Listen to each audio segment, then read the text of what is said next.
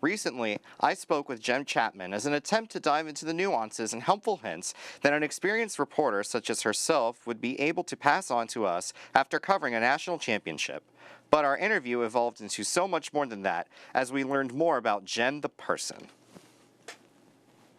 This career field is really unique in that you kind of have to travel and be willing to be mobile and move around.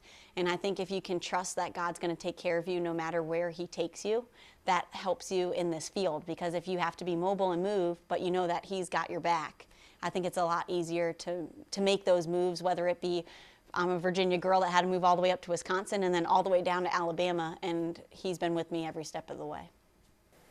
Who is the person in the broadcasting business that you respect the most?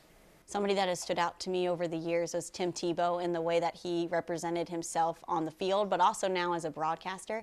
And so I tend to gravitate a little more towards the athletes or broadcasters that show strong characteristics of living out a positive Christian lifestyle.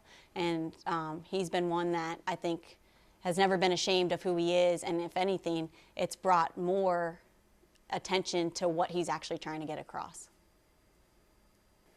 Chapman always thought that she was going to work in news. However, her senior year of college, she began to do sideline reporting. From there, she began to work closely with the head wrestling coach at Central Michigan University.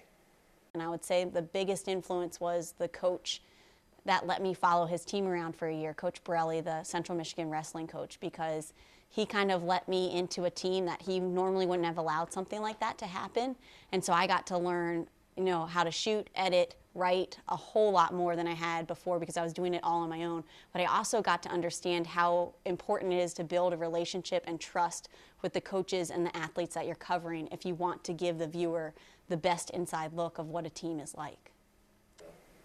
What was your experience like in Dallas to cover the Alabama Crimson Tide during the college football playoffs this past season? Dallas was neat for me because it was the first time I had covered a big bowl game, and obviously it was the college football playoffs. So it was just a hectic, long week of a lot of interviews with the players and coaches, and I'm sure it felt just as long for them, but also a lot of excitement. And it was on New Year's Eve, so that was kind of neat too. What was your work experience like at WVUA 23?